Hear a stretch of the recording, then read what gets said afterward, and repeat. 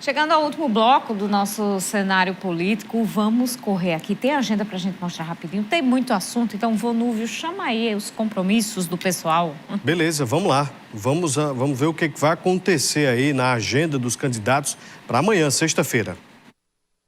Nesta sexta-feira, a candidata Cloriza Linhares, 8h10 da manhã, faz rodada de entrevistas em rádio de Natal. 3 da tarde, visita o comércio do Alecrim. 7 da noite, participa de culto na Igreja Mundial do Poder de Deus. O candidato Daniel Moraes, 9 da manhã, reunião com aliados em São Gonçalo do Amarante. 2 da tarde, reunião com correligionários. 6 da tarde, visita Ielmo Marinho.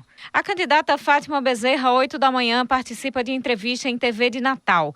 10 da manhã, despachos administrativos na governadoria. 4 da tarde, carreata em Parnamirim. 7 da noite, encontro com amigos do vereador Luciano Nascimento em Natal. A candidata Rosália Fernandes, 7h30 da manhã, faz panfletagem em Ceará-Mirim junto a trabalhadores da educação. 9h30 da manhã, participa de seminário sobre educação pública em Ceará-Mirim. 3 da tarde, se reúne com trabalhadores da educação e apoiadores em Ceará-Mirim. 7 da noite, participa da live Sem Enfermagem Não Existirá Saúde, promovida pela Coordenação Nacional da Central Sindical e Popular CSP com lutas. Os candidatos Bento, Capitão Stevenson, Fábio Dantas, Nazareno Neres e Rodrigo Vieira não enviaram as agendas até o fechamento desta edição. Tá ok, então vamos já conseguindo aqui para as participações. Não, vamos fazer a primeira pergunta da nominata à federal, né? Curiosidade aqui, Carlos, você acha quantos nomes são eleitos, quantos partidos entram? Aliás, quantos nomes são reeleitos à Câmara Federal, quantos partidos entram? Qual é o seu palpite? Olha, é uma disputa realmente feroz. Eu acho que a federação do PT, PCdoB e PV deverá fazer seguramente 2 deputados federais. Eu acho que faz seguramente 2 deputados. Eu acho que Natália deve ser uma das mais votadas. Acredito que o segundo nome caminha para Mineiro. Pode existir surpresa, não ser Mineiro? Pode, mas a princípio eu acho isso. Você tem o PL, né? Acho que Girão e João Maia seriam hoje os nomes, eu diria, mais fortes, mas ninguém despreza, por exemplo, Robson Faria.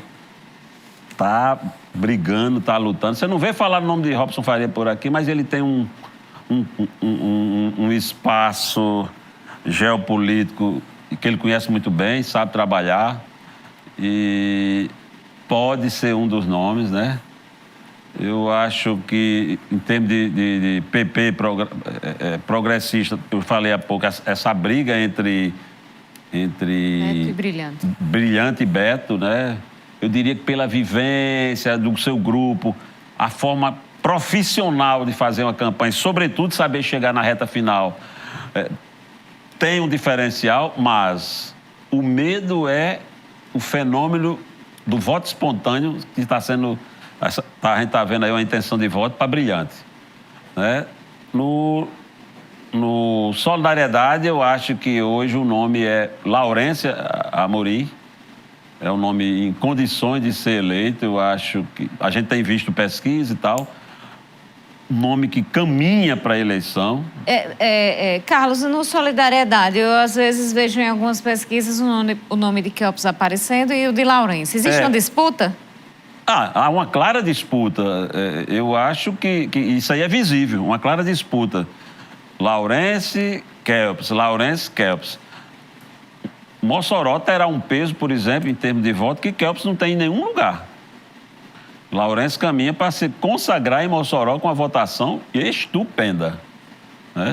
E você chega nas ruas e parece que não existe outra campanha, né? Parece que não existe outra campanha.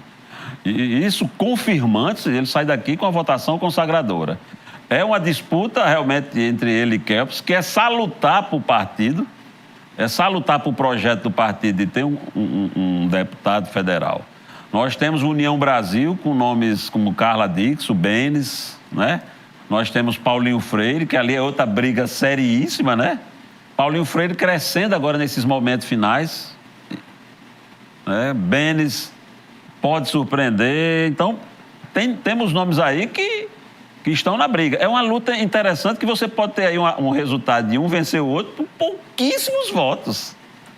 Ô, Carlos, Pouquíssimos votos. e o Henrique Alves, Garibaldi? Estão em partidos Estão em diferentes, partidos diferentes, mas aí. eu acho que Garibaldi tem um diferencial de uma nominata capaz de complementar, eu acho, uma boa quantidade de votos que ele terá. PSB já tem mais dificuldade. PSB tem dificuldade. A menos que nós tenhamos uma surpresa como Pablo Aires, como a Tabata, né? Que eu acho que está crescendo bem mais do que Pablo nos últimos dias, por todas essas polêmicas, mas você sabe que esses fatos geram, às vezes, uma comunhão, um laço de solidariedade, um eco, né? Essas polêmicas, agora uma polêmica mais recente em relação ao uso do banheiro feminino. Uso de banheiro feminino em Natal e tal. Eu acho que ela hoje está bem adiante de Pablo, que é do mesmo partido, Pablo de Mossoró. Henrique com dificuldades de andar. Eu acho que o Henrique está apostando no efeito Bacurau, mas o Bacurau, esse movimento Bacurau, essa simbologia, é uma simbologia que está se desmanchando, envelhecendo. Acho difícil o Henrique chegar. Acho muito difícil. Garibaldi tem, por exemplo, na sua nominata, Doutor Pio, tem a mulher do deputado Doutor Bernardo, acho que é Kaline o nome dela. Eu acho que só esses dois aí devem faturar, em termos de voto, cada um na faixa de uns 25 mil votos. Carlos, indo para essa disputa aí federal, apesar do o ex-presidente Lula estar com uma larga vantagem na maioria das pesquisas, ainda existe muita gente desacreditando as pesquisas, afirmando que Bolsonaro vai ganhar, e inclusive tem gente que afirma que ele ganha no primeiro turno. Como é que você vê esse movimento e também analisando de acordo com as eleições anteriores e os números que vem apontando nas principais pesquisas? Olha, primeiro de tudo é preciso que a gente entenda o seguinte: nenhum político minimamente profissional, eu digo profissional não é porque o cara é dado a safadeza, não. Profissional que eu digo que assume a política como uma atividade prioritária, e não há nenhum demérito nisso. A política, para mim, é uma atividade, sabe, meritória, que precisa ser valorizada. A gente não pode medir a política, a atividade política por essa turma do mal, não. Eu vejo o seguinte, que essa é uma disputa em que você tem possibilidade de vencer? Tem. Mas não adianta ficar se iludindo, achando que a política vai ser feita só por bom mocismo e etc. Isso é uma guerra. Na reta final, não tem bom mocismo, não. Acho que por exemplo, o caso de pesquisa, todo político trabalha com pesquisa. Quem pode trabalha com pesquisa. Só não trabalha com pesquisa quem não pode trabalhar, não tem condições de bancar uma pesquisa. Bolsonaro tem pesquisa? Tem. Fábio tem, Fátima tem, todo mundo tem pesquisa, sabe o que está acontecendo. Em 2018, há uma propagação de uma mentira deslavada que toda pesquisa deu Fernando Haddad ganhando de Bolsonaro em 2018. Mentira, gente. Qualquer dúvida quanto a isso, vá lá no Google, né? Pesquisas eleitorais, pesquisas presidenciais 2018. Veja lá, veja os principais institutos da época. Haddad na frente de Bolsonaro, você não vai encontrar. Pesquisa Datafolha, que foi publicada 2 ou 3 dias antes, cravou o resultado certo. A pesquisa de boca de urna, veja lá do Ibope da época, errou por 1%. Errou dos dois de 1%. Então, a gente fica acreditando e repetindo mentiras quando é tão fácil descobrir onde está a verdade. Eu acredito que se há alguém em condições de vencer o primeiro turno, é Lula. Há possibilidade de chegarmos ao segundo turno? Há possibilidade. A grande briga hoje é para ver se não tem segundo turno. Tanto que se trabalha essa coisa do voto útil, etc. Eu não acredito que todas essas pesquisas estão erradas. Eu não estou falando de erro de 1% para cima, 1% para baixo, não. Estou falando de inclinação.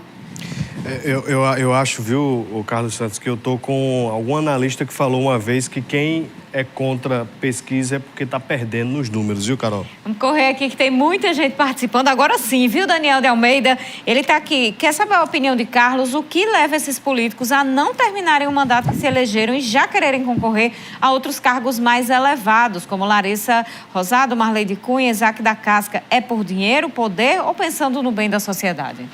Olha, primeiro que é legítimo, gente. Eu acho que a nossa legislação é que deveria ser alterada. Uma reforma política que impusesse a quem é eleito concluir o mandato, a menos que resolva renunciar e não ser candidato a nada. Você ter a figura do suplente de senador, isso é um absurdo, né? Então, tantas outras coisas. Agora, primeiro de tudo, nós temos aqui alguns vereadores de primeiro mandato que são candidatos a deputado. Isso é legítimo. O eleitor dele é que tem que julgar, né? Eu votei em você foi para ser vereador, não foi para ser deputado, não. Eu não voto em você para deputado. Então, isso é um julgamento pessoal. Eu acho legítimo, mais do que natural. O eleitor, se considerar que está sendo enganado, não vote nele. Francisca Francineide já fez a pergunta sobre a Assembleia Legislativa, Câmara Federal, e nós temos aqui o Camargo Luan querendo saber quantos nomes o Solidariedade coloca na Assembleia Legislativa. A Assembleia Legislativa, eu acho que seguramente dá para eleger 2, com possibilidade de um terceiro. João, diretor da UPA, muito obrigada pela sua participação aqui sempre com a gente. A gente tem também o Frank participando. Está aqui dizendo o seguinte: não confio nas urnas. Na eleição passada, várias denúncias que as pessoas teclavam e apareciam outros candidatos. Acontece. O que é que você diz sobre essa desconfiança das urnas, Carlos? Olha, quem mais fala hoje contra as urnas foi eleito com as urnas eletrônicas os 6 mandatos, Bolsonaro. Nunca se queixou. Desde 1994, né? Então, desde que existe urna eletrônica, ele é eleito com urna eletrônica. Está aqui mais uma oportunidade, né? Vai ter fraude? Acaba a urna eletrônica, vamos voltar para o papel, né? Vamos voltar para o papel. Está aí mais uma oportunidade. Eu confio nas urnas eletrônicas e estou aguardando a prova de uma fraude. Se tiver, acho que é uma boa oportunidade para a gente repensar. O Rocha Neto está aqui lembrando do número de abstenções de votos nas últimas eleições. Se você acha que no contexto atual vai acontecer o mesmo no próximo 2 de outubro? Nós vamos ter um feriadão, que é algo que os candidatos e partidos, federações precisam estar atentos. Um feriadão vamos pegar a sexta, o sábado, o domingo e a segunda-feira. Um feriado em nível de Mossoró, né? Nós vamos pegar o 30 de setembro numa sexta, sábado 1º, dia 2, eleição, e dia 3 é o feriado estadual. Eu acho que a classe média alta, ela ainda vai curtir em algum paraíso aí e tal, mas eu acho que isso não será determinante de uma grande evasão de votos. Nas eleições de 2016, eu conversei com 2, 3 candidatos a vereador que se queixaram de ter perdido a eleição, porque tinha um deles que mostrou até uma lista de amigos que foram para Cancún, Buenos Aires, não sei o quê, ou mesmo Tibau, e não veio votar. Ele se sentiu prejudicado. Eu não acho que tenhamos essa dimensão de prejuízo, não. A gente tem aqui o Antônio do Centro. Gostaria de saber do entrevistado qual a análise sobre a quantidade de votos no RN em Bolsonaro, mesmo diante de inúmeras visitas em nosso estado e quantidade de parlamentares ao lado dele. Olha, Bolsonaro hoje é o político de maior capacidade de mobilização no Brasil. E quando ele chega nos grandes centros, inclusive, você pode incluir Natal, que é um estado, Natal, capital de um estado que majoritariamente vota em Lula, vai votar e eu acho que a vantagem será expressiva, ele tem um contingente hoje e ele tem essa capacidade de mobilização. Então, se você tem 30% na intenção de voto, isso é normal, gente, isso é normal. Hoje, Bolsonaro conseguiu o feito de superar Lula em capacidade de mobilização. É uma realidade, por exemplo, do ponto de vista histórico, que você praticamente não tem paralelo de candidatos com perfil de direita, mas sim de esquerda. Você via isso, digamos assim, Getúlio Vargas, depois do Estado Novo, fazendo... Quer dizer, o Estado Novo eu nem conto porque ditadura é ditadura, não tem ditadura nem de esquerda nem de direita. Toda ditadura é muito ruim. Inclusive, eu acho que Getúlio Vargas é incensado pela esquerda brasileira, endeusado, de uma forma muito equivocada. Nós tivemos um processo de perseguição muito maior do que a ditadura militar de 64. Quero mandar um alô aqui para o Marcos Galdino, Ivando Boa Vista, todo mundo participando. E temos aqui a participação do professor Emanuel Nunes, o Emanuel Márcio Nunes, e ele pergunta se Carlos acha que para o Senado ainda existe a possibilidade de uma surpresa de Rafael Mota crescer com indecisos de última hora e alterar o quadro. Acho pouco provável, sabe? Eu acho pouco provável. Se isso ocorrer, será a grande surpresa mesmo. Eu tinha uma estimativa, e falei isso numa entrevista anterior aqui, que ele pudesse crescer por volta do dia 10, dia 12, ou seja, no segundo terço da campanha. E isso não ocorreu. Acho que o fator Lula, com aquela gravação, Fátima Bezerra, com a alta intenção de voto, puxar Carlos Eduardo e levá-lo para o interior, a região oeste e outros grotões que ele não conhece, porque Carlos Eduardo não conhece o Rio Grande do Norte, né? Um abraço aqui. Eu gosto muito de Carlos Eduardo, dou bem com ele, mas eu digo isso a ele mesmo. Um abraço aqui para o José Santos, o Osaniel e o Joel Canela e Felipe Guerra acompanhando a gente. Carlos Santos, muito obrigada mais uma vez por conversar aqui com a gente, trazendo suas análises e seu conhecimento para o cenário político. Obrigado ao telespectador, ao internauta, obrigado a você, Carol, a Vonúvio, à Casa de Milton Marques por mais esse convite. Sempre que possível, estou à disposição. E hoje você ligou, a gente já tinha feito um pré-agendamento.